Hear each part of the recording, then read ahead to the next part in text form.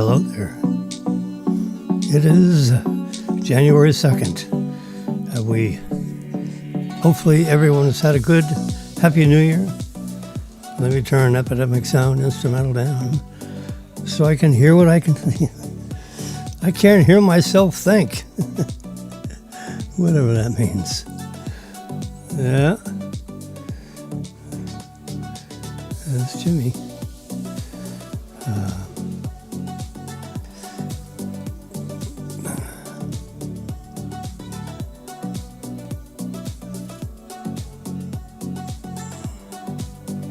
There we go. It's a little dark over here, but that's okay. You can see me. You can hear me on my SM7B, the world's finest. Let's turn it up so you can see a little bit. There we go. You can see it right there. Yep. I guess I shouldn't be sitting in darkness like some kind of a introvert or something. No, I'm not. I'm just got my small 100, as you can see up top there. I got my 100 square foot studio, if you want to call it that. Although I must say, this is a very well-equipped studio, if you will. There we go. SM7B on the boom mic. You can see the current time, 12:37:59. Bam, 12:58.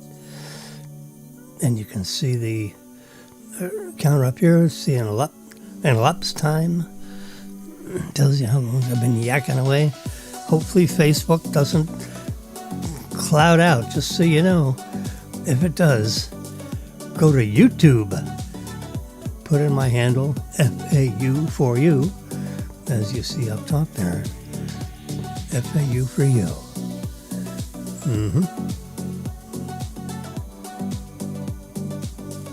Which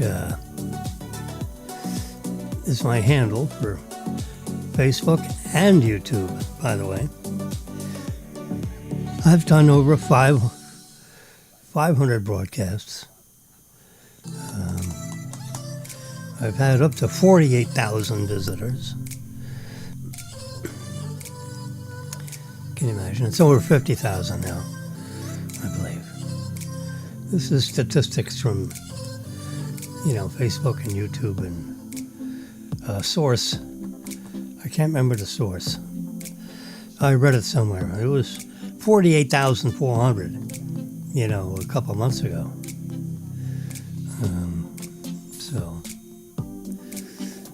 My latest little wrinkle here is I have this, as you can see, I have this white band.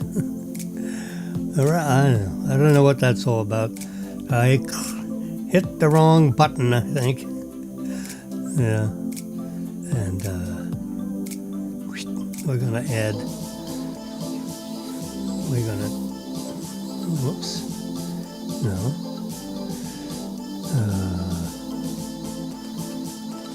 No. We're going to do that, but we're going to swap cameras. Can I do that? Because I want to be right of middle. There we go, swap cameras. I'll tell you this. Can't keep up with the Joneses here. All right, we got everything. Seems like everything is working. We'll find out when I try to play back today's session. They get recorded and they go online. You can either listen to a recording, or if you clicked on it at 5 minutes ago, you'd be on the live version, so you could text message or whatever. Yeah. Temperature outside is 70.5 degrees on Jimmy's patio, 8 stories above Chops. The internal temperature here is 72.1.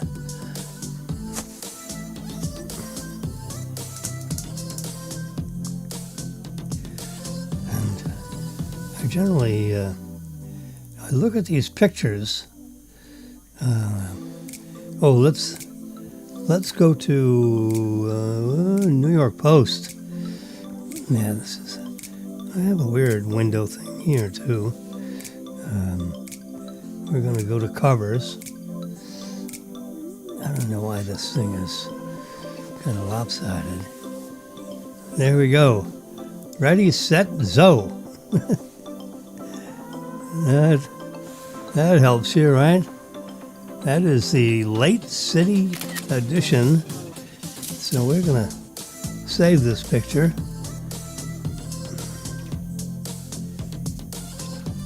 Hopefully we got enough pixels so you can... There we go. Save it to photos. Yes, I don't think I have this one. It is the Friday, January 2nd, late city edition. And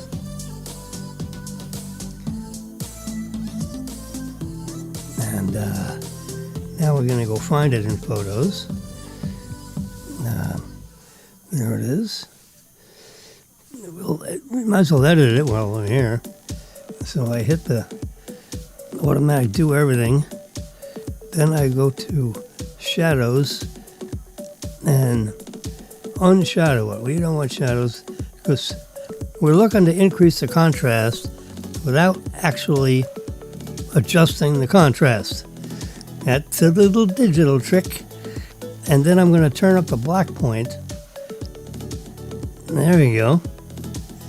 And I'm going to turn up the color just so these people don't look like they're from outer space. Turn up the vibrance a little bit, which is kind of like a color fine-tuning thing. And he says he's going to rule the city as a democratic socialist. Whatever the hell that means. Let's see if this little digital panel... Mayor Zoran Mamdani. Now there's a name that I try to say that 3 times fast. Mamdani, Mamdani, Mambi, Dambi, Dambi, Mammy. Sorry, I can't do it. They will govern expansively and audaciously, he declared during his public inauguration seminar yesterday, vowing to implement a sweeping socialist agenda and bring back the era of big government. Oh yeah, there we go. That'll help. Might as well do a print screen of that, just so you don't have to squint when you're looking, for this little doodad. Just there we go. Let's save that to photos. There we go. And then we're going to where's photos? Right in the middle here. There we go. So now I don't have to reverse pinch to get to it. And you can see where it says speech way down there in the bottom. So now I just go here. Mayor Zoran Mamdani will govern expansively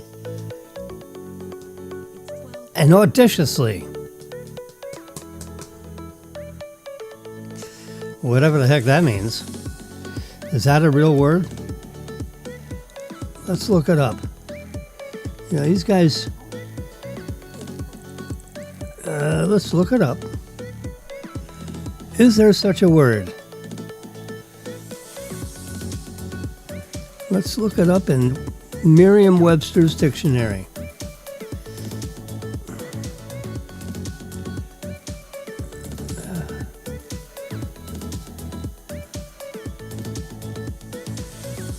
I don't think we accomplished what we wanted to. How about translate? English language. Let's try English language.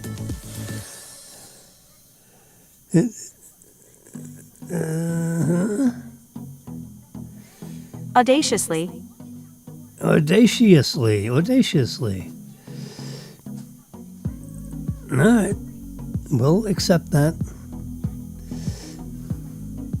I guess we'll have to accept that as a... let's see if I can pronounce his name. Let's go right along here. And we'll hit this right here. No.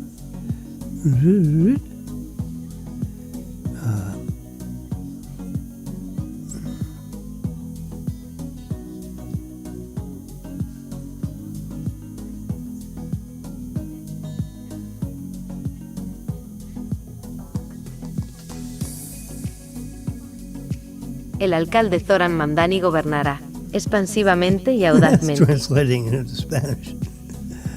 All right. Okay. I get it. There he is. Mamdani vows to stick to far-left agenda in a fiery inaugural speech. Well, let's see how he does that. He controls a lot less than his big mouth. What he's going to do is he's going to encourage more New Yorkers to unload their high-priced real estate, because taxes are going up. Real estate taxes are going to go up. Individual taxes are going to go up. He's going to have the highest tax rate in the country. Yeah. And there, and you got a state income tax on top of the federal tax. The state income tax is like over 13%, I believe. There have been some, there have been thousands, I would venture to say tens of thousands of people that have said, you know what? I'm out of here. Looking at, this is not investment advice, I'm just telling you what's happening. Even though the stock market is up 171, this is, I think, up to the second. And the Tesla stock is down today, $9.48 to $4.40. And you can see the graph, 965. Seems to be. Tesla shares fall on fourth quarter delivery decline. Let's see if I can touch this and see if we can see what it says. Tesla stock update. Tesla reported 418,000 deliveries in the fourth quarter of 2005 and 1,636,000 cars for the year. That's the year 2025. Since we're in the new year, we get all these last quarter results that Tesla has delivered information publicly. The company also reported 46 gigawatt hours of battery storage deployment. That's giga means billion. Just to know, that's 46 billion hours of battery storage deployment. That's unimaginable, actually.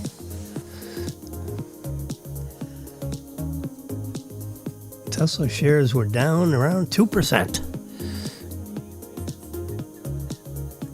That's 2.14% now.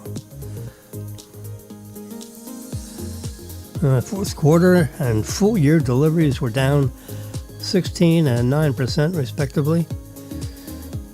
Tesla was affected by the expiration of the U.S. electric vehicle tax credit. Remember, there was that $7,500 doodad that disappeared in September 30. So everyone was rushing. So,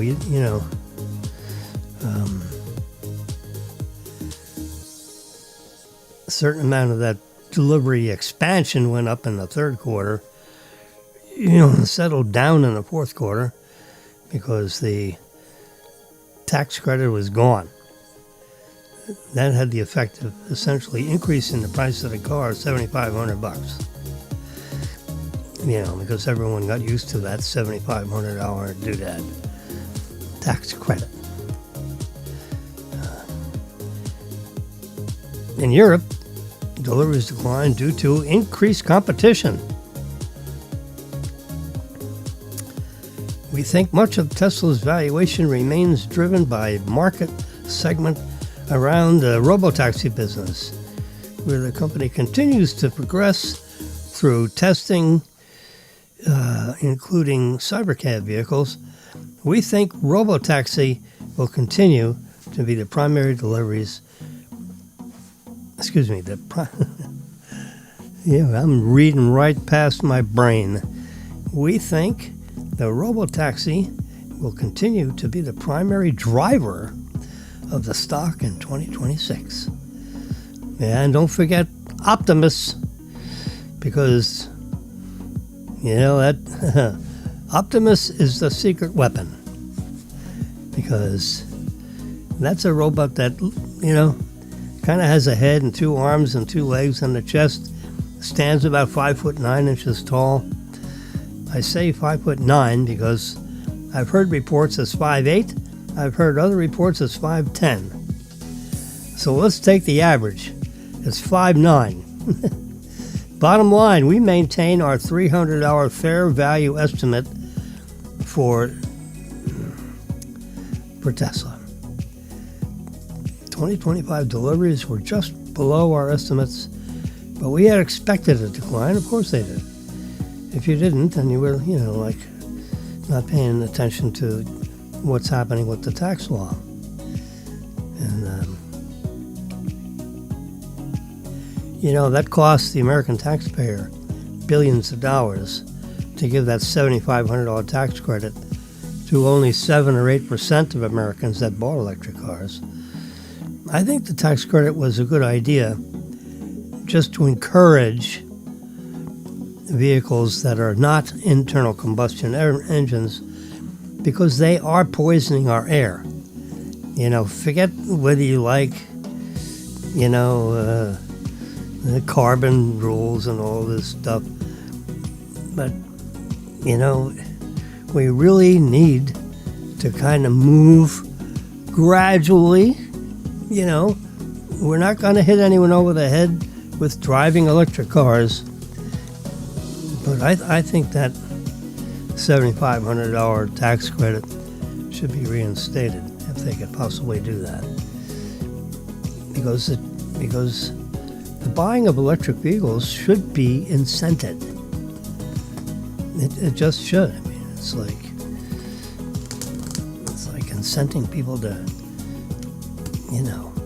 brush your teeth, take your bath, jump in a shower, use deodorant. I mean, look, the electric vehicle, in my opinion, and because we've been driving an electric vehicle, for 3, 4, 5 years now, about 5 years. And I think it's and when it comes to March, oh my God, this is January, February, March. Tesla's going to send me a text message saying, hey, you want to get a new car? They did that last, a couple months before our last lease expired. So, I like turning in the vehicle and getting a new one every 3 years, because it's kind of like getting a new iPhone. They make 1,000 little tweaks. They're always making it better. They can find, it's a unbelievable factory. And if you, excuse me while I unzip myself. They have, if you could, you should go on YouTube, if you're not already on YouTube. Let me just move this over so you can, there you go. Now you can see the whole text on this article here. Written by Seth Goldstein from Morningstar. There you go.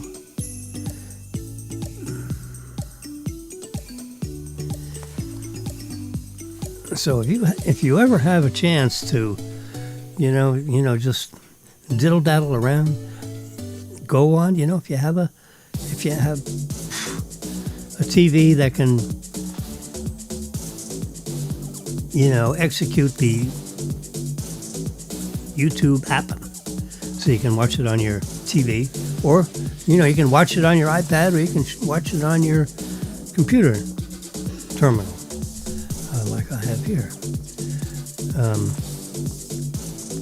Try to, do a search for Tesla. Let's try it here just to show you. I'm going to go.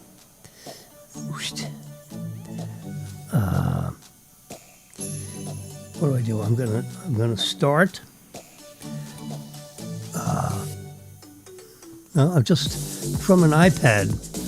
What you do is you just and you can see the iPad is on the left side of your screen. My iPad.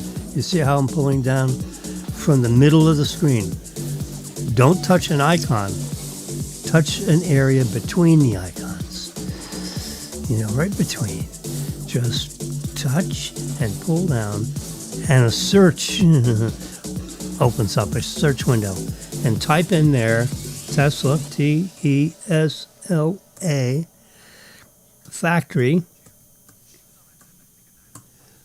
factory tour, and let's also type Austin,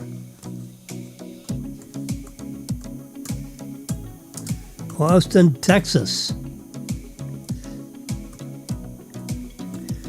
Factory tour. Tesla, Austin, Texas factory tour. And press enter. Let's see what happens.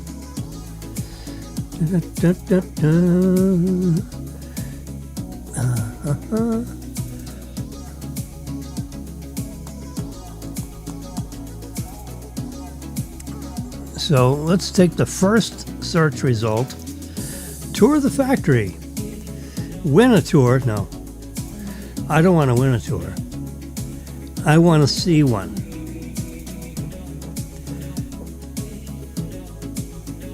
So I'm going to push the second one. I don't know what the first one does. It says, we don't want to start a contest. We just want to see a factory tour. And it should come up with something like with an arrow in the middle. Join us at our global headquarters. Oh my God! Look at these big robotic. I'm going to save that to photo. Look how beautiful that photo is. Elon Musk has been. Here's an aerial photograph. Might as well capture that. Save the photos. Covering 2,500 acres along the Colorado River with 10 million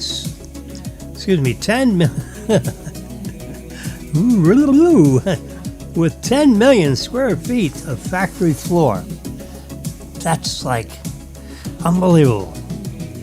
Gigafactory Texas is the U.S. manufacturing hub for the Model Y, which I'm driving, and it was built in Austin, Texas, according to the labels that are screwed into the side of, the Model Y inside the front door, driver's side door. You look down in the car, not on the door itself, and on the bottom edge of the inside of the door is a label, a factory required, a U.S. requirement that they put, the date of manufacture, that's month and year, the serial number of the car,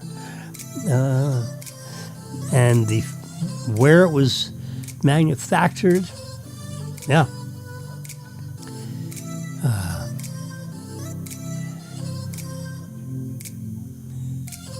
Join us in solving the next generation of engineering. They're always looking for good people. I've encouraged my grandchildren to consider working for Tesla. Just apply.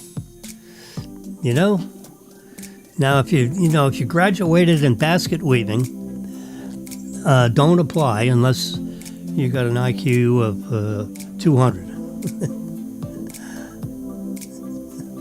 I don't know what to say. But if you graduated in electrical engineering, chemical engineering, mechanical engineering, if you're just a real take it apart kind of a guy, and that's me. I mean, if I was 26 years old, I would be busting my cojones to get in Tesla. They'll pay you properly.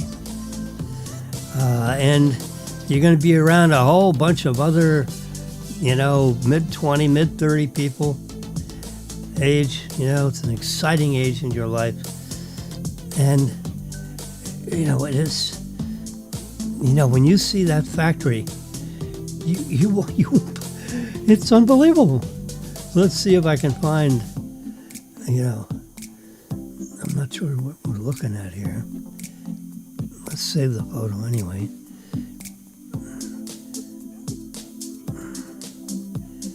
They do all kinds of testing with battery technology. There you go. Here's some more stuff going on.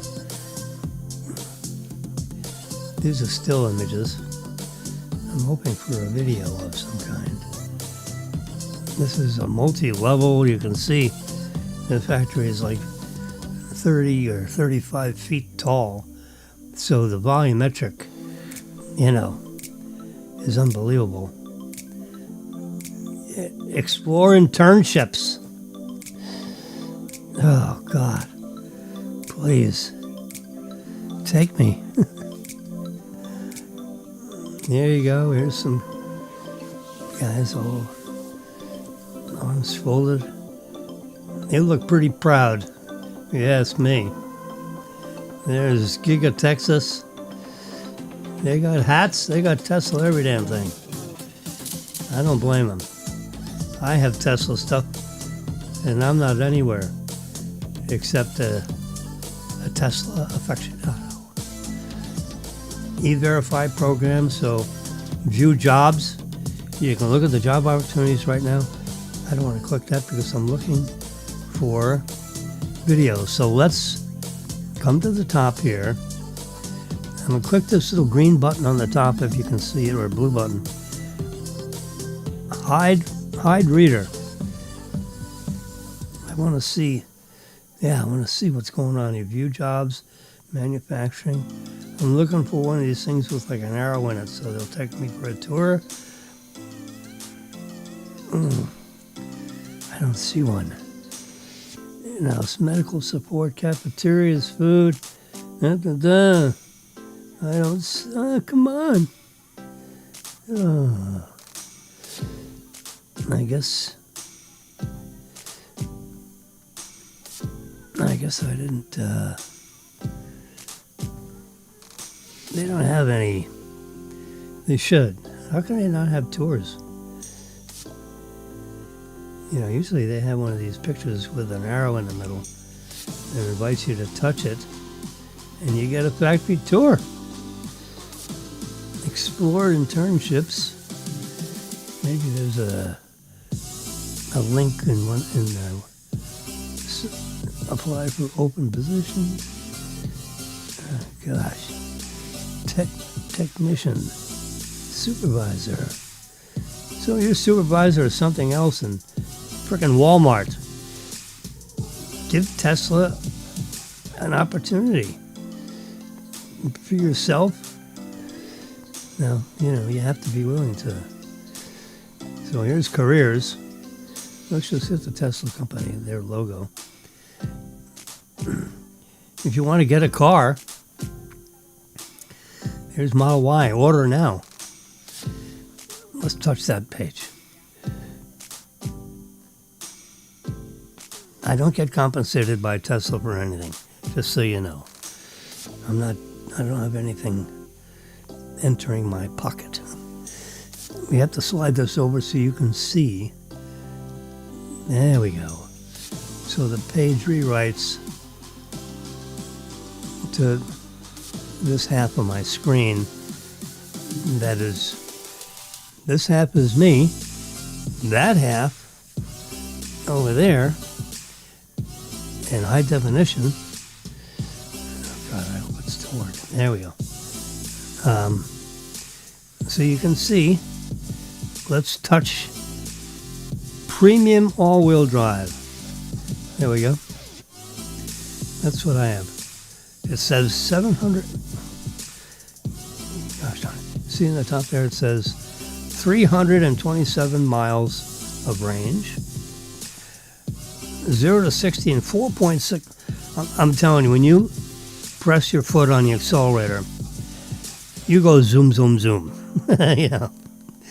I mean, like you've never imagined. And remember, there's no transmission, so you don't have to shift between gears, and or you don't have to hear the thing, jamming through gears and having your internal combustion engine rev up. And this is just power. It is silent power. All wheels are gripping the street, and what you do. Let me just say this. I mean this. If you have a couple of passengers in your car, like your wife and a couple of kids, say, children, Marilyn, would you please sit back and place your head against the headrest, because I'm about to push this accelerator pedal down a little harder than I normally do, and I don't want your head to bang into the headrest. So just place your head back into the headrest so that when we zoom forward, you're not going to get whacked in the back of the head by the headrest. Ready? Zoom. And I'm telling you, you need to do that, or your passengers are going to have their heads squished back against the headrest with it's like if you were on a ride at Disney and all of a sudden you were going to go real fast in one of their rides. You'd have your head on the headrest because they tell you the same thing. And I've done it. We're going to get red, I think, this time. If Marilyn would be so good to let me indulge in one of these cars. They're just magnificent. She humors me with allowing me to have one of these because she knows how technology-oriented I am. You can get these 20-inch wheels, which are really beautiful. I'm not going to do it because they charge you $2,000, an extra $500 a wheel for those wheels. We're going to take the 19-inch cross-flow wheels, whatever that means, because I really like the rubber. You see the 3 or 4 inches of rubber? If you get a 20-inch wheel, you see how much less rubber you have? I'm going to click back and forth. Now the wheel is changing from, the hub from white to black.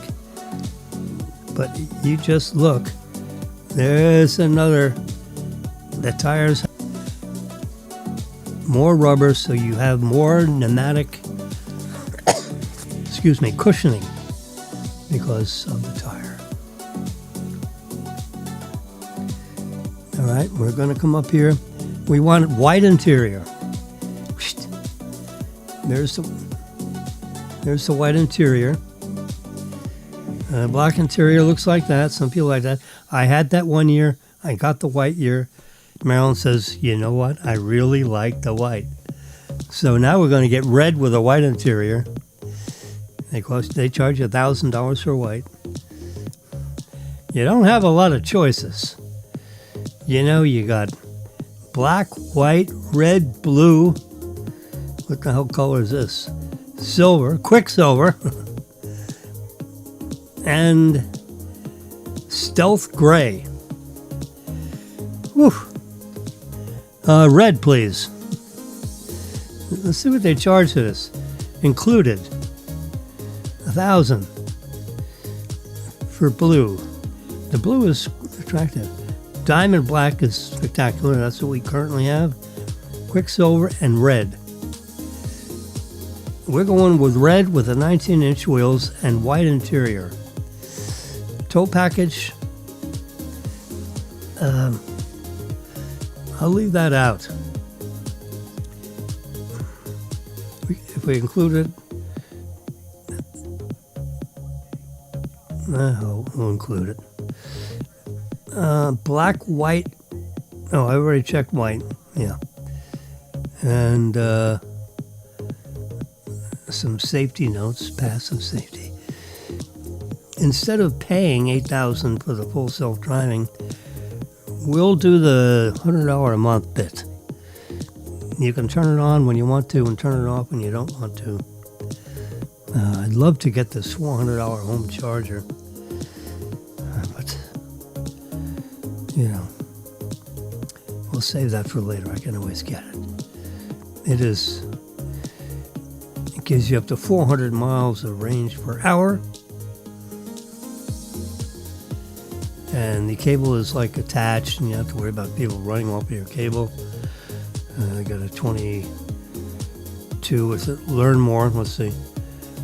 There you go. 24-foot cable. It's a nice cable, I think. It should be. To carry, 48 amps of current. The other cable they have where you roll it up and put it in your trunk is terrible. It doesn't have enough. The cable gets hot. The cable shouldn't get warm or hot when it's in use.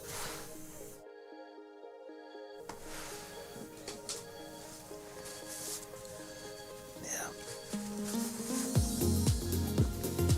Excuse me, I just had a little cough. So we're not going to add that, but thank you very much for the information.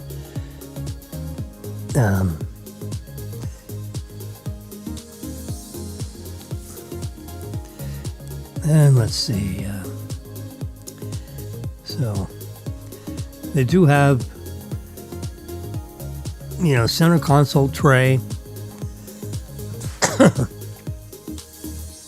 projection lights. I wonder what that is.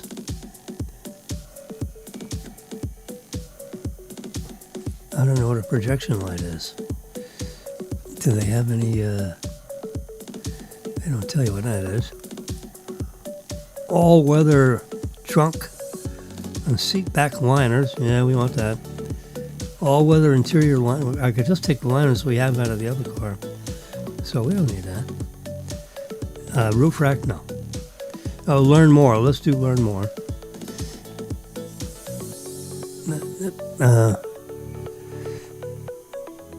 Let's touch projection light and see if there's a learn more on that. No, let's go. Oh, here you go, projection light. Tesla Y projection lights presents a high-definition Tesla word mark onto the ground every time you open the door. Look at that. It shines it onto the street or wherever the hell you are. Every time you open the door to your Model Y, includes 2 easy-to-install projection lights suitable for the front driver and passenger side doors. 1 projection light on the driver's side and 1 projection light on the passenger side. Let's click the installation instructions. I don't like that idea. No, don't do this, don't do that. There's, open the front door, and then press down on the locking tab to disconnect the puddle lamp connector.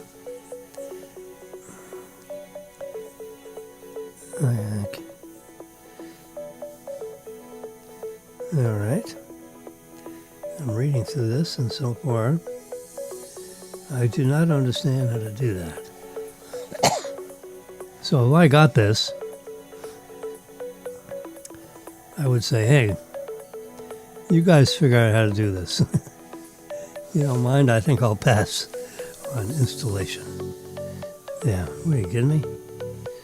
I'm looking at available in 1 to 3 weeks.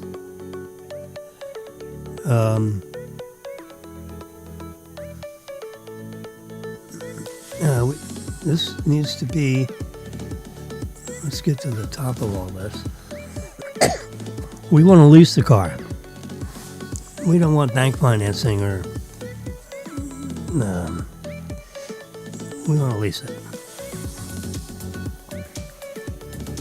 So premium all-wheel drive. And we're going to edit the leasing. And we're going,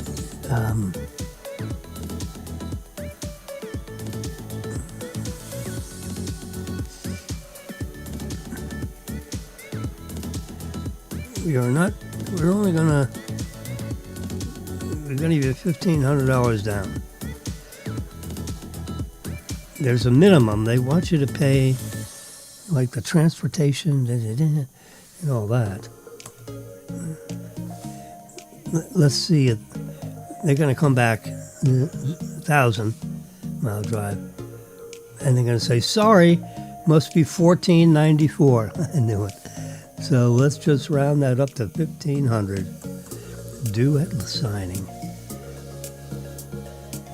And so now I X out of that. You can see how I'm doing this here. It's not very complicated.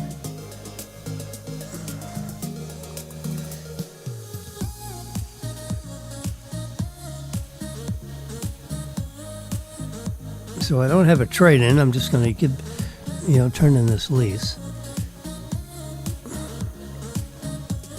This is the lease. So without, this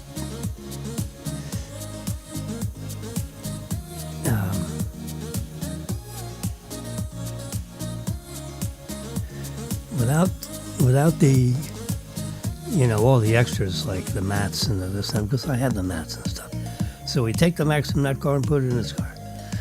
So when you drive in your car, you park it next to the other one, you take that mats out of that one and put it in this one. Now, put it through the car wash first, and they'll wash the mats. Okay. Projection lights. There's a non-refundable $250 order fee. Due today, $315. Put it right on your credit card, and that car will be ready for you in 1 to 3 weeks. It's self-driving, so it'll drive right to your driveway. You don't even have to go anywhere, which is like insane. There's the interior of the white. There's the wheels. Wheels are nice. It's a magnificent. You will not believe, and it's no problem getting a fill up with electricity. So my lease payment will be $798 unless we get some kind of a special deal. Let's check cash. If we were to buy this thing with cash, it's $48,990. Is your, and then $2,000 extra for red, $1,000 extra for the tow. Let's take the tow out if it's cash. $1,000 for interior. And we're not going to pay the $8,000 for self-driving. We'll just pay the subscription, when we want to. There's your warranty. 8 years or 120,000 miles. The other warranty, which covers everything, is 50,000 miles or 4 years, whichever occurs first. We drive 6,000 miles a year, so that would give us 9 years, or 8.5 years. just about, so the 4-year would take over because to get to 50,000 miles, we'd be on year 8. There's the home charger. If you want that, you can get that at any time. You don't have to get the car, so we'll save that for later. And we'll get the projection lights for jollies. All right, so the cash price is, did we find out? Do we know? There it is. Estimated purchase price, $53,630. And there's the, no problem, just go to your, just go to your checkbook and click on 350. That's what I did. You click the $315 item. Plus it was $200 to get the cables. I have cables, so I take it from one car to the next. Due today, $315, and the purchase price is $53,630.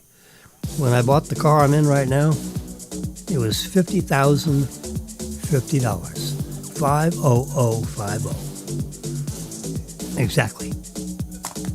And now it's, so it's $3,590 more. Yeah, $3,900 more than what I paid 3 years ago, almost 3 years ago. So the question is, my lease is coming due in a couple of months. They are not going to let me go. We pay every single lease payment on these. It's auto pay. First of the month, they get their lease payment. Comes right out of the old checkbook. And all I got to do is make sure there's enough money in the checkbook. Yep. I pay the rent on our living quarters, and I pay the rent on the lease on the car. So they're going to, so next month, my guess is in February or the next 3 weeks, if they do it in about the same time window that they did, because our lease was up June 6th or something like that. First week in June 12th, come to think of it. And this one's up in March,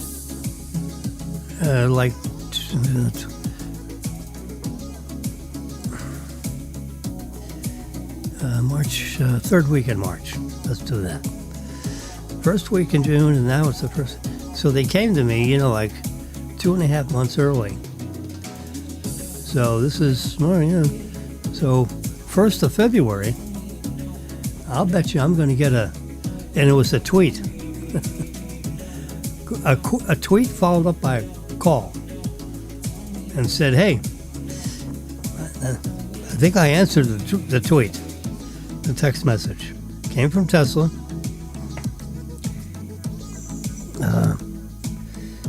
Here's my tweet. Let's look up Tesla. TESLA.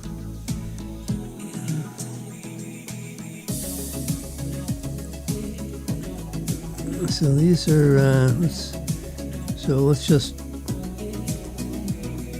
see all conversations.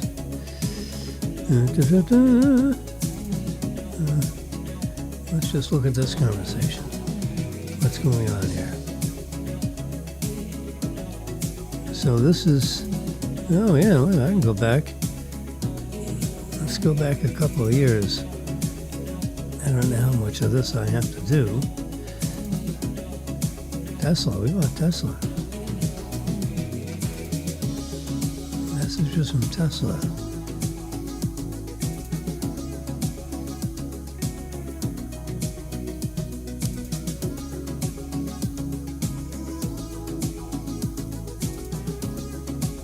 So here's the messages from Tesla. Financing of your Tesla has been approved. This is, look at that. This is, you can see it right there, right? Let's squeeze it a little bit so you can see all of it. Yeah. Whoops.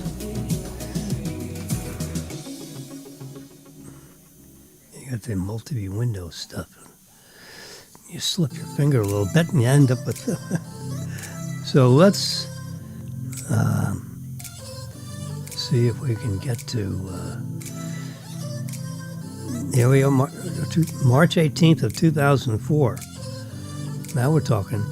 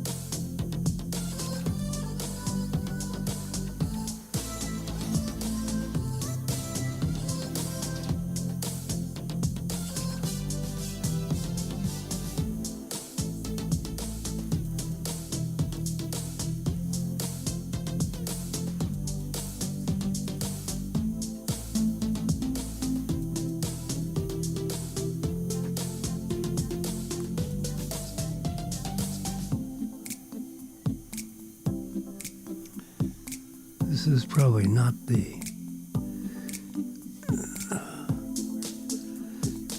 it's probably not the right... let's see, 5, 6... It was one of the... Let's see one of these. See what happens. No, I don't want to call them. Thanks for the call. Configure your number's voice URL to change this message. Oh, God. Let us know if we can help you in any way during your development. Anyway, they got they got to hold me by a text message. I got a text message from a number that was like an area code in the middle part of the country. It's probably Texas. Could have been a 510 area code, and they basically said in a text message, hey Marilyn, or hey Jim, or whatever. We understand your lease is coming due, June 12th or whatever. This is the first lease we had. I came due in the year 2024, which was, right, this is 26.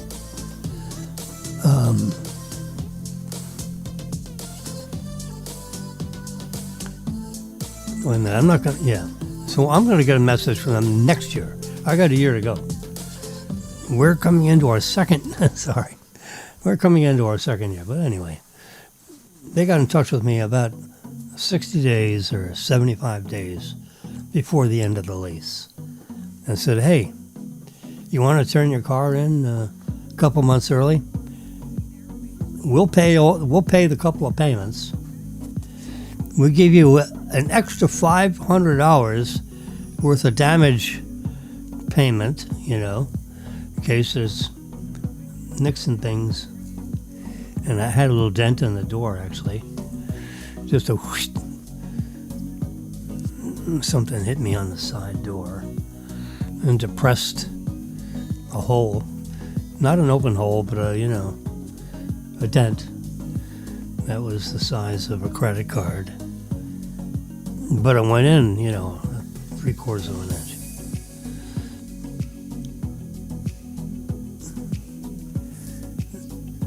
cost $535 to repair. They gave me a $500 thing to turn the car in early, so I had to pay $35 over the 500. No fault there, no harm there.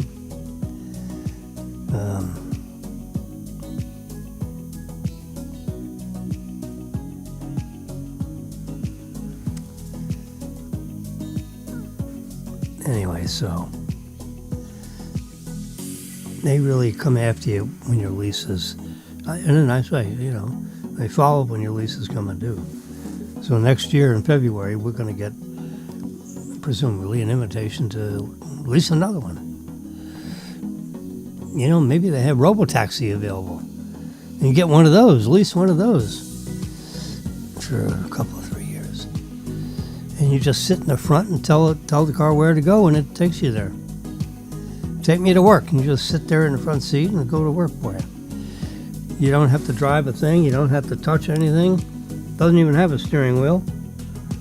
It doesn't have brake pedals or anything. That's assuming that the state of Florida will permit that kind of a configuration. By then, it surely should. Because robotaxi is going to be all over the state of Florida right now. They're just going to put Model Ys in service to begin with, just like they did in Texas.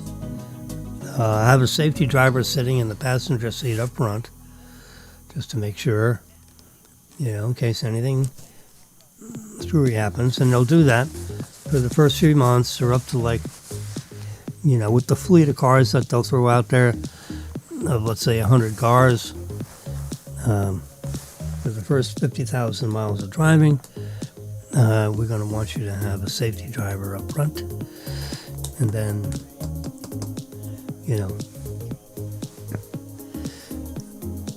assuming a positive thereafter, you can, remove the safety driver, and you'll be off to the races, and then they'll add thousands of cars all over the state. DeSantis has been very pro autonomous electric car driving because it keeps the air clean, and it's the way, it's the wave of the future. I can tell you, I've driven Marilyn and I have driven all the finest Mercedes that they make. We've driven a couple of BMWs. We've driven a couple of Lexuses, a lot of Hondas. And you know what? The Tesla Model Y is one of the finest cars that we've ever driven. It's a $50,000 car, at retail, or a $600 lease,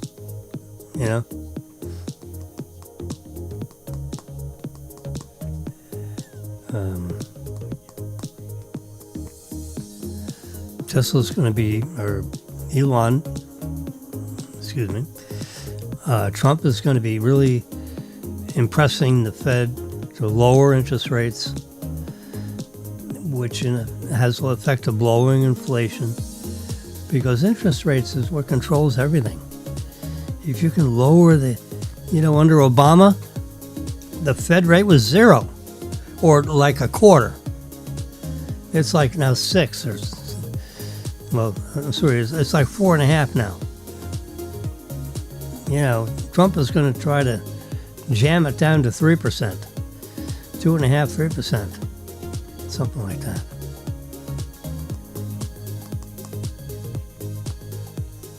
So you'll have inflation come down, the cost of everything will come down, the cost of money, or a lease is a form of financing. You should, they're talking about tax deductions for people that buy cars. Well, how about people that rent cars, lease cars? That's financing. There's an interest factor in there. You got two factors, depreciation and the cost of the money. So, a major portion of your lease is interest, in the early years. In the later years, then interest cost is lower and the depreciation cost is higher. That's it. I mean, that's what makes up a lease payment. The cost of depreciation and the cost of the money. Add them two, that's your lease payment. They should separate it into two little numbers, when you pay your lease or when you do your lease contracts. So it's clear to everybody what the interest factor would be.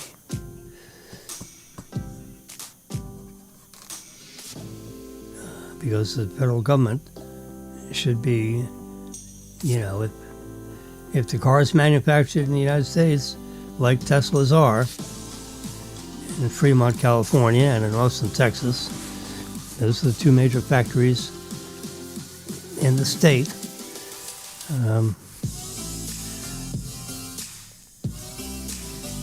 And we should have the pleasure of the interest factor.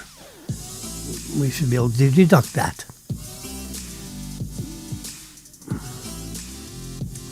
So we'll see what happens with that request. Anyway, this is the words of wisdom from Morningstar, Mr. Seth Goldstein. If I click on, it's lost $12.86. That's a little over 2% decline, even though the stock market is up 1/10. So the whole, I shouldn't say the Dow is up 73, which is 0.2%.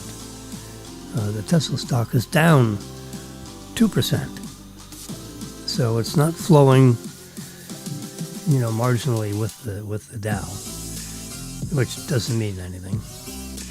It just isn't. It's people are gradually selling because their sales are down, and the robotaxi, until this is 2026, right? Until like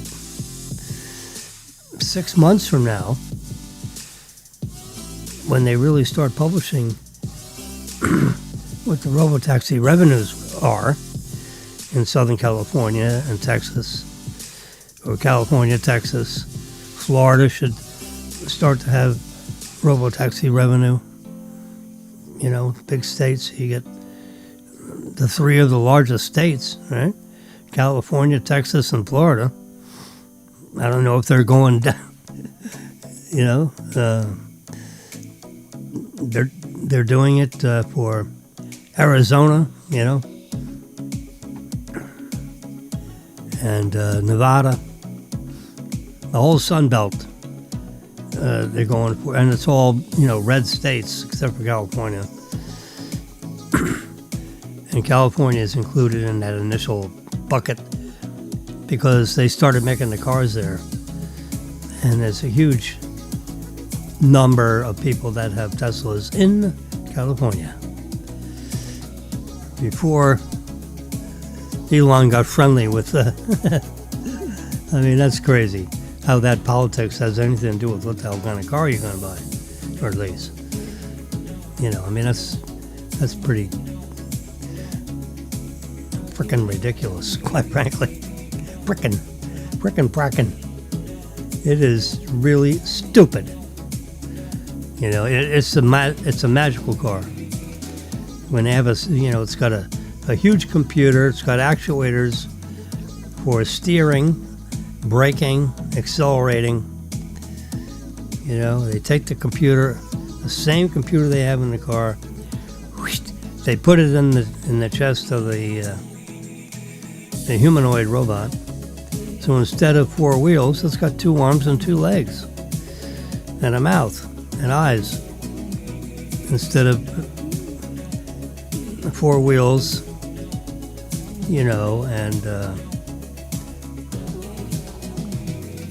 and cameras for its eyes. And you're watching the road, you know.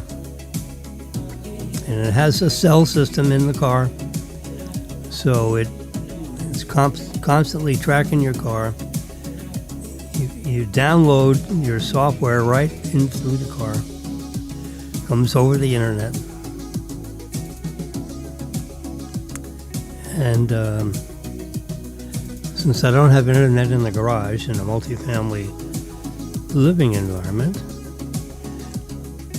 I take the car out of the garage and I turn on the hotspot with my Apple phone, and that provides an internet source for the car to download the software. And then I, you know, on the car, there's a menu, you know, that says, you know, log into my hotspot. So I have the ID and the password in there, and it does it automatically. I just have to turn on the hotspot. So the logging in information is retained.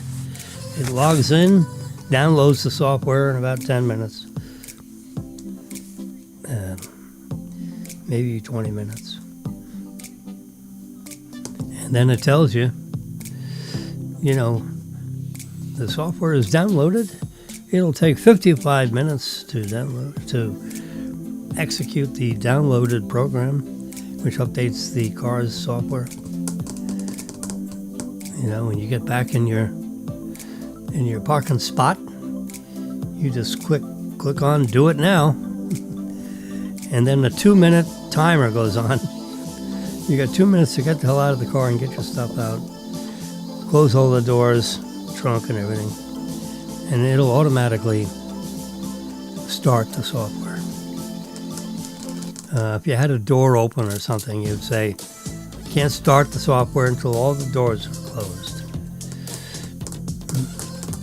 I'm sure it'll say something like that, or the trunk is open. Yeah, stock is now down $12.80. It was $13.20, now it's $12.80. Yeah, down 2%. So it's uppy downy for the day. Yeah, that's just the way it goes. The quarterly results are not good. You know, and the robo-taxi stuff is unreportable. It's not generating enough income to make a dent in its earnings. It does make a profit.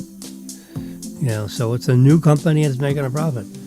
Hell, you got Ford and all these other companies. They've been in business 100 years, and they're barely making money. You know, it's terrible. The car business is getting all shook up with this electric stuff. And I think there's enough. I think Tesla has, I think they've advertised or mentioned that they have 12,000 things to plug into. I mean, they've developed this over the last 10 years. People haven't been watching, but, you know, 10 years later, all of a sudden they got 20,000 charging things. So it's not a problem. You know, in Florida or Texas or California or wherever you live, or anywhere in the Northeast,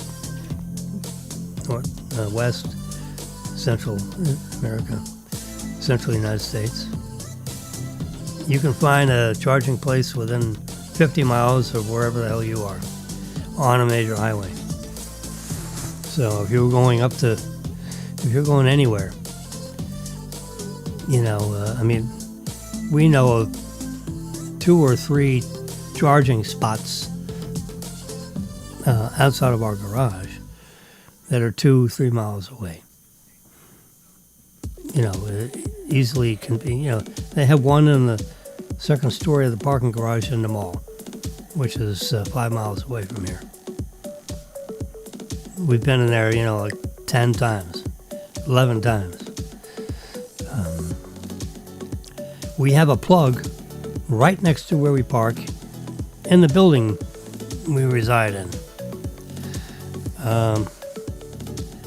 a doctor friend of mine, we unofficially switched parking places.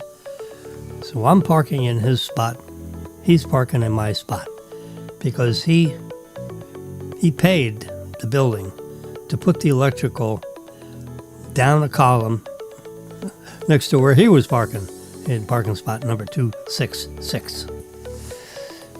I said, he happens to be a doctor. And I slipped a note under his door, gave him my text message, my cell number and this and that, and said, Dr. Brian, I'll just use his first name, lives up on the 8th floor, above Chops, just like I do. It's just a couple doors down. I live in 812. He's a couple apartments away from me, across the hall.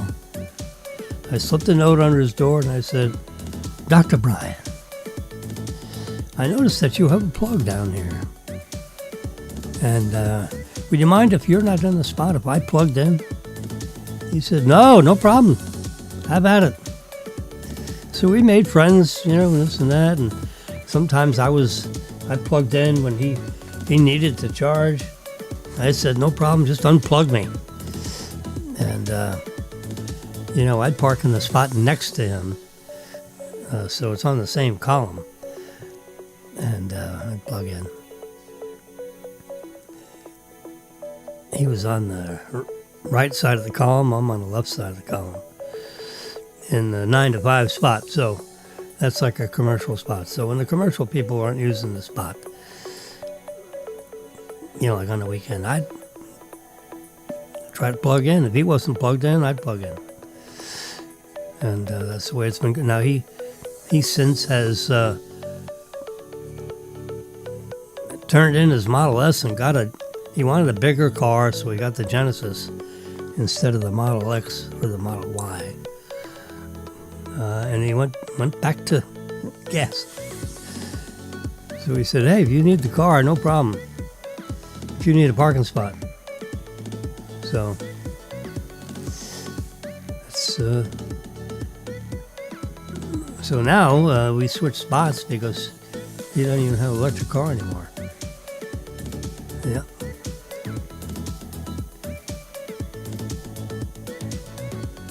This is the fixtures for like a 757 plane that costs $100 million or so. Here it is. Yeah. They're amazing devices, these are. Those engines have so much power. They're so highly machined. Rotating fan. It's basically a big-ass fan, which, when you start rotating it,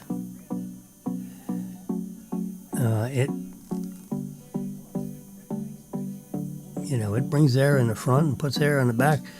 But about halfway down the engine, there's a thing that sprays jet fuel number 2 in there, and there's a ignition spark of some sort. So that ignites the fuel, and since the engine is rotating at 1,000 or 2,000 RPM, everything goes out the back. There's no way it can go forward because you got all these fan blades pushing the air through the engine. So that forces the exhaust of burning the fuel to go out the back way. And there are more fan blades there. So there's a force, if you will, because of the ignition of the fuel, and that puts more force on the rotation of the fan, makes it even go faster. So they have a thing called, my father-in-law taught me this, who was a 44-year mechanic for Eastern Airlines. So he's taken these things apart thousands of times. And I'm Mr. Want to learn everything. So I said, Mr. Murray, would you mind telling me how a jet engine works? Could I come with you, into the Eastern Airlines, service center, and maybe you can just show me how these things, show me an engine that's been taken apart a certain way, being serviced. He said, absolutely. I said, well, what day would that be?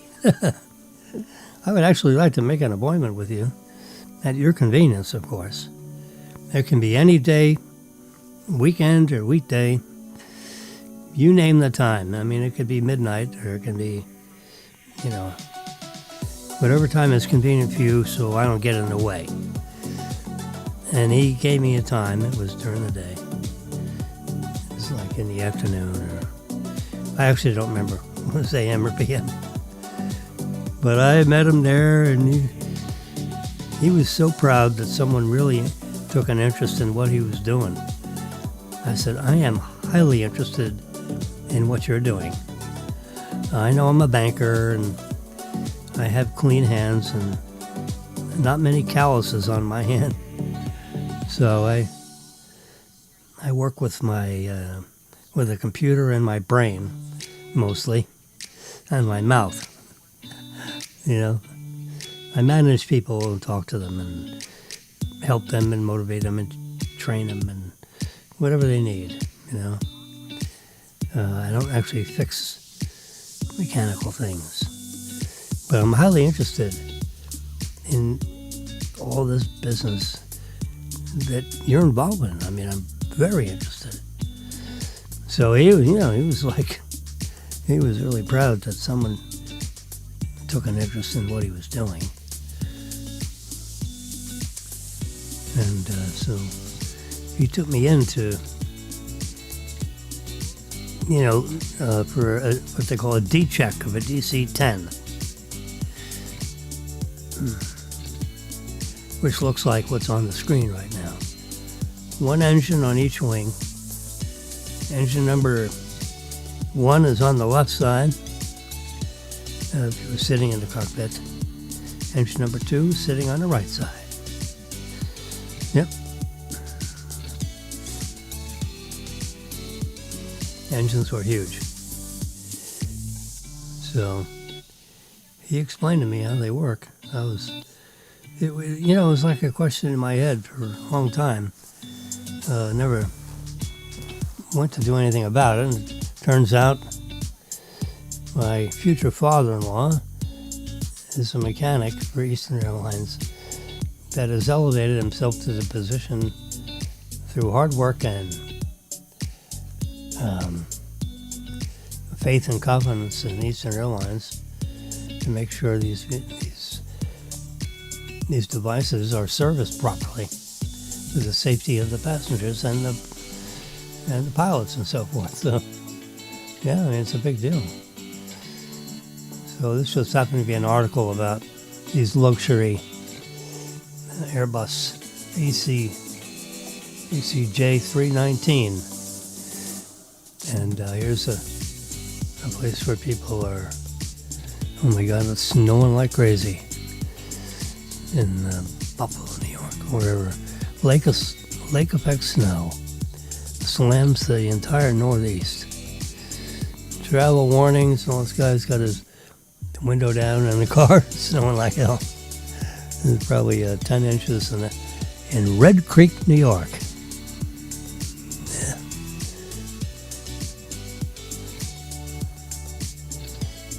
Anyway, there's an article about making fancy airplanes.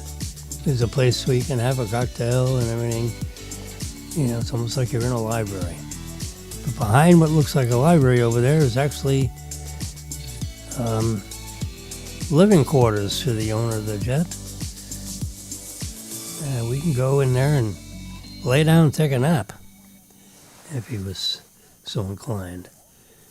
And this special knob, if you turn it, opens up the library for the living quarters. Otherwise, no one would know. That's your secret. And here's some tabs, to deal with your backrest or something or other.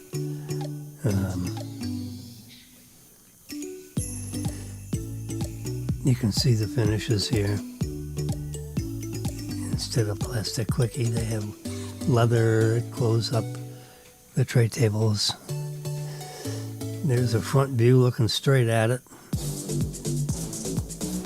with those engines. You can see they rotate counterclockwise, looking straight at them.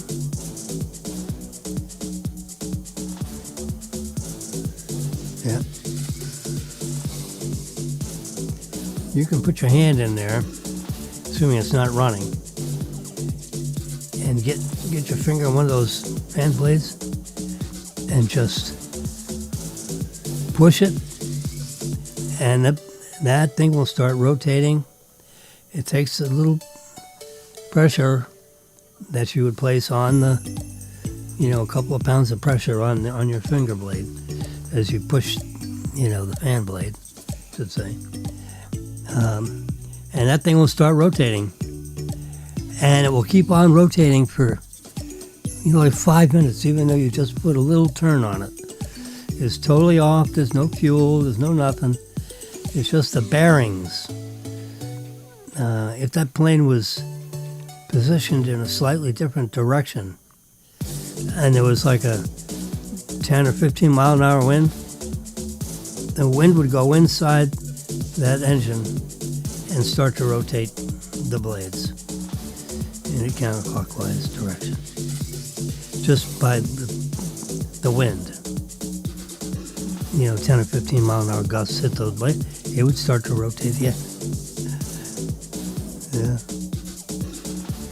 Now, if the plane isn't going to be used for a couple of days, they have these big things that they,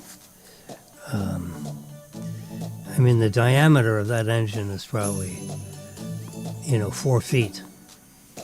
So it's big. It's half the size of a person. If you stand next to the engine, you might be able to touch the top edge of, the cabinet of the engine. Your face would be staring square at the middle of that engine. So you can reach in there and give it a little turn, and the blades will start turning. It's unbelievable. And the thing it'll continue to rotate for a period of time, like minutes, because the bearings are so finely, the mechanism is incredible, and sealed from dust and so forth. So dust and grit doesn't get in the bearings. And the bearings are such a fine machining, and the lubricants that are sealed in there with the ball bearings or the roller bearings, whatever they are, the lubrication is so necessary that you can rotate the blade with your finger, and the inertia, you can tell there's a good number of fan blades that are stacked up behind the first fan blade, and the chamber gets a little narrower as it goes back, and then it expands again after the point of where the ignition is. But to start one of these jet engines, when the pilot wants to start it, there's an electric motor. There's two ways. There's like the back end of a vacuum cleaner, if you will, that kind of just think of it as a canister vacuum. And on the one side is the suction, on the other side is air going out the hose. Well, if that is blows in the engine at a certain point, it'll start the engine rotating. And that auxiliary power unit will create enough airflow through a hose that goes down through the pylon there. The pylon is the connecting.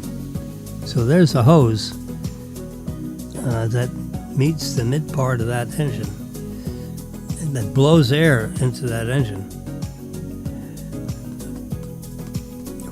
Like on the back end of a vacuum cleaner.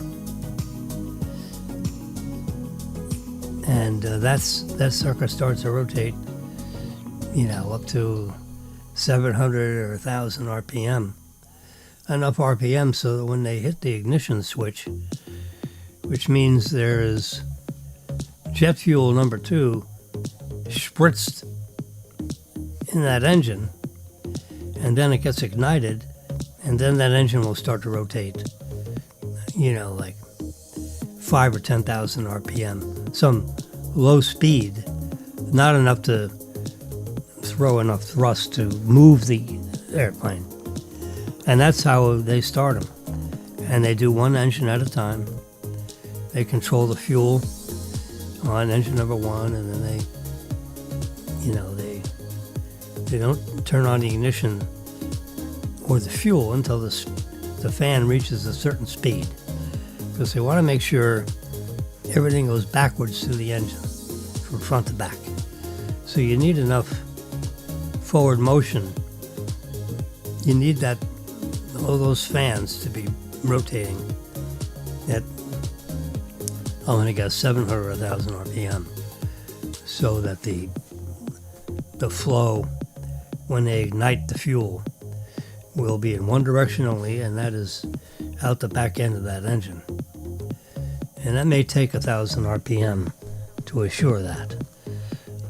And that number's a guess. I can ask that question, in a Google search at another time. But anyway, so that's what happens. Yep.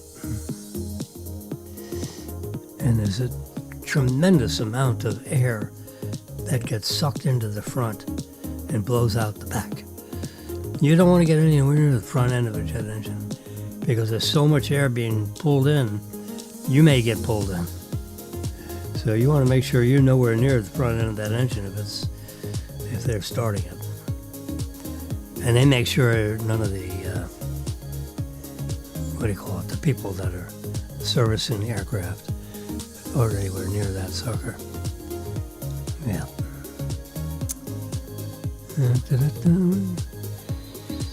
Let's see. I'm going through these pictures that I read about. I've been talking for an hour and a half. It's 2 o'clock. Holy crap! I think I've done enough. It's going to be a full moon. Here's a picture of a full moon. Can you imagine? Taken with the iPhone 17. There it is. I can push up on the picture. There's the XF data. 6. Oh, that's one. No. Yeah, you pull up on it. I'm trying to see. There's New Year's Eve. It was 12:01. There you go. That's Marilyn and Daniel. Fireworks in the background. I don't know why I didn't get in there with the fireworks. We were so excited with the fireworks. There's a video I took of them. And you can hear it. Is that amazing or what? Taken with the iPhone 17. A short video. There's another clip I got in here. Let's see if we can get to it. That's one. That's the other one. Oh boy. I have to turn down at the time.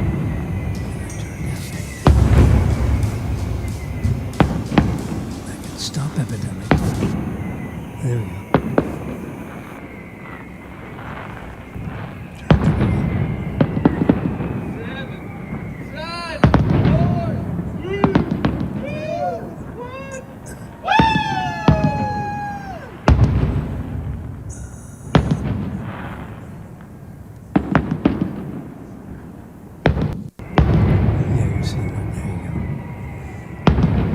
Just making sure you're seeing it. If you have a good speaker system, the iPhone picks this up big time. I can hear it in my headphones like unbelievable. And I'm controlling the volume a little bit.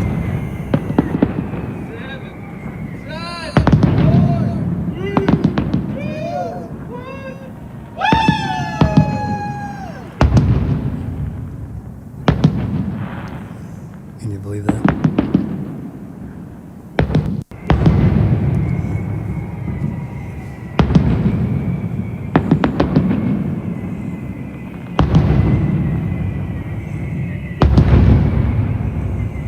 It's right outside our balcony, I'm telling you. I mean, the windows are shaking from the explosions. It's a big fireworks display from the Boca Hotel. There you go.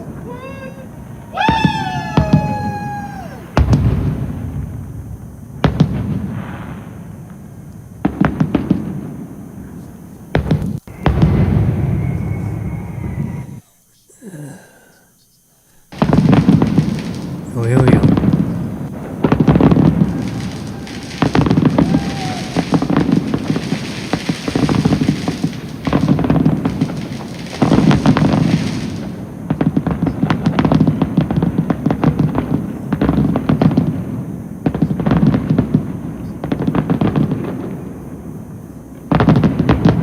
This is like the grand finale part. It's coming.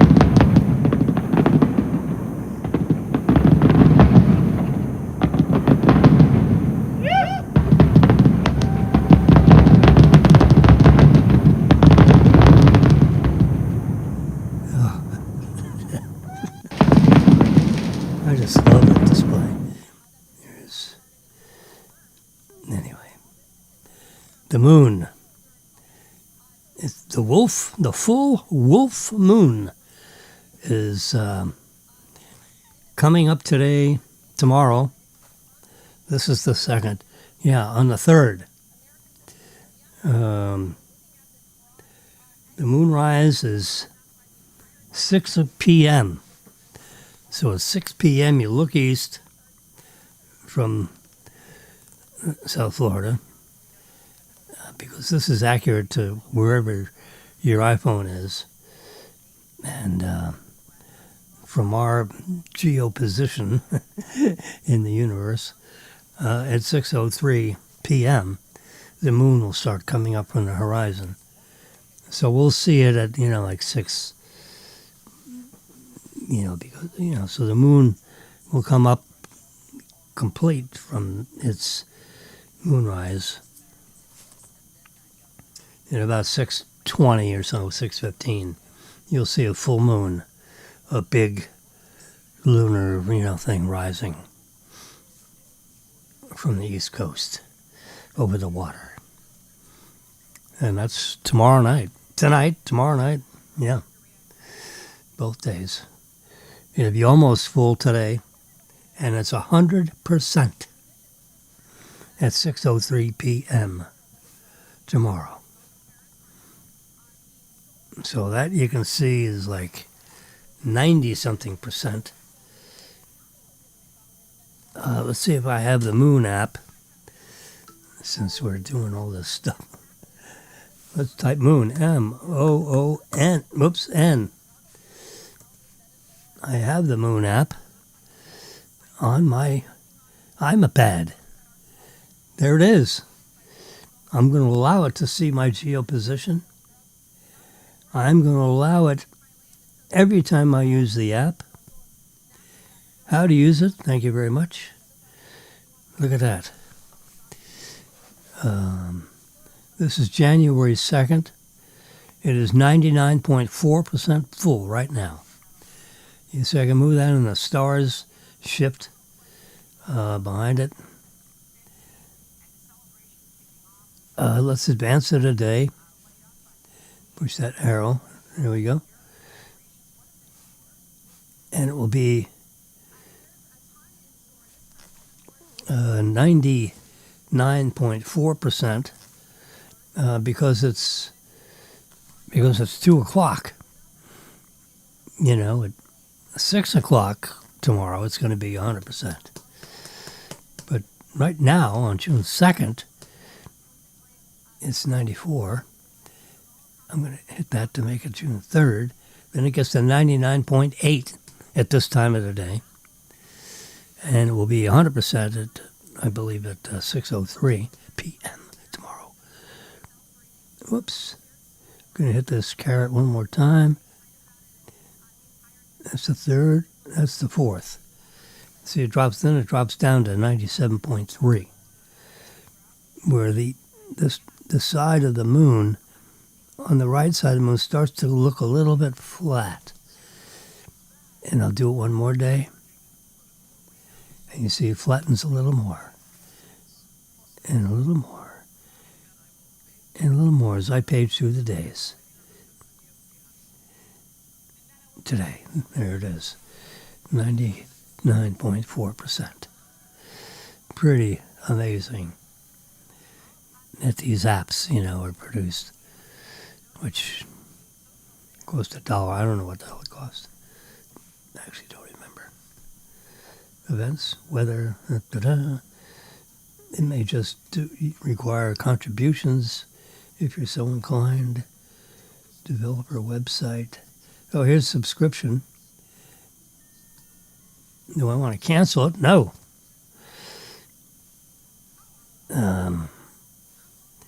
Manage your prescription.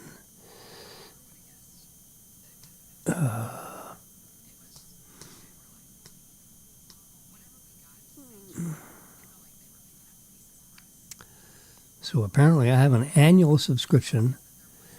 It's $25.95 a year, I believe, for a 1-year family subscription. I don't know what it is.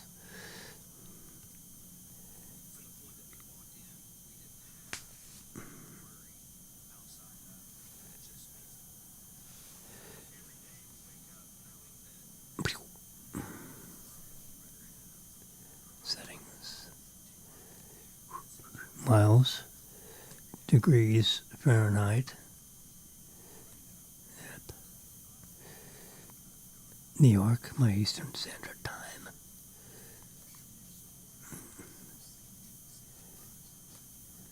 Yeah, we want the names, yeah. Full moon names, absolutely. The pink moon, the full moon, this moon, that moon. This is the wolf moon.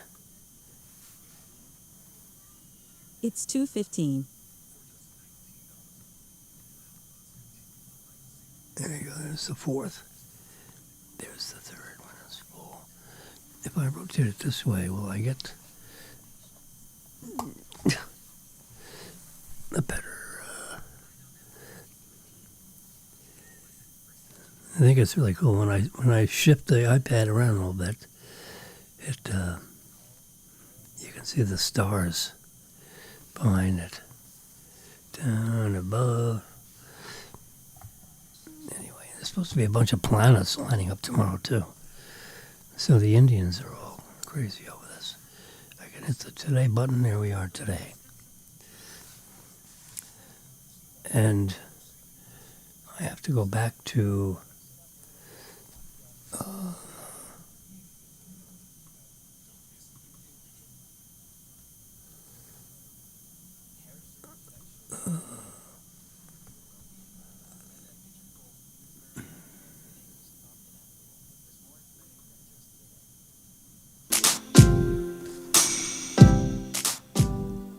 there we go. Epidemic sound instrumental. We have to get that back going again. But I'm about ready to say adios, amigo.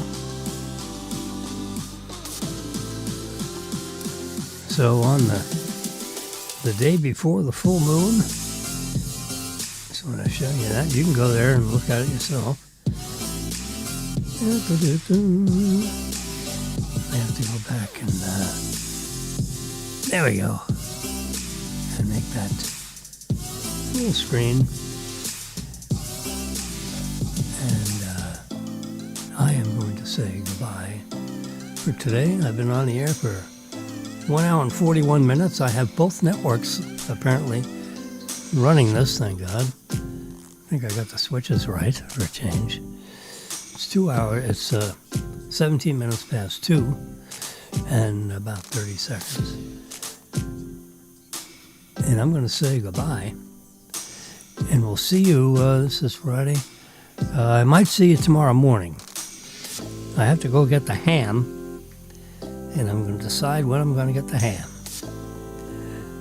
So I'm either going to do this little broadcast when Marilyn has her nails done and get the ham, or when she gets back, we'll go out to lunch and get the ham after lunch. We'll see how that goes. Tomorrow's a good day. When she goes off and does her nails, that's a good time for me to start talking. But we'll see what she prefers. Yep. Katie Wilson, not a relative, is sworn in as Seattle's newest mayor. Another far lefty.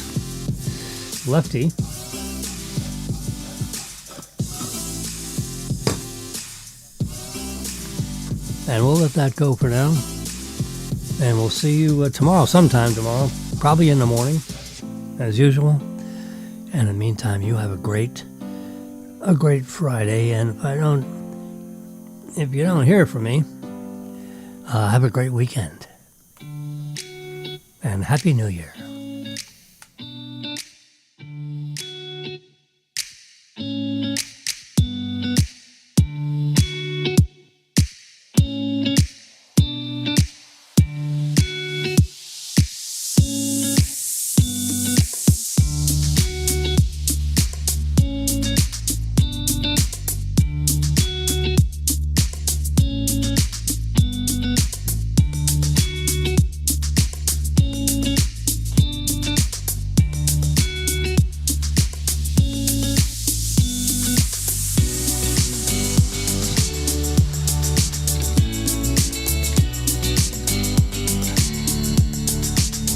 A good test of your audio system in your car. It has a lot of nice percussion and full tonal impact on your speakers. See you tomorrow.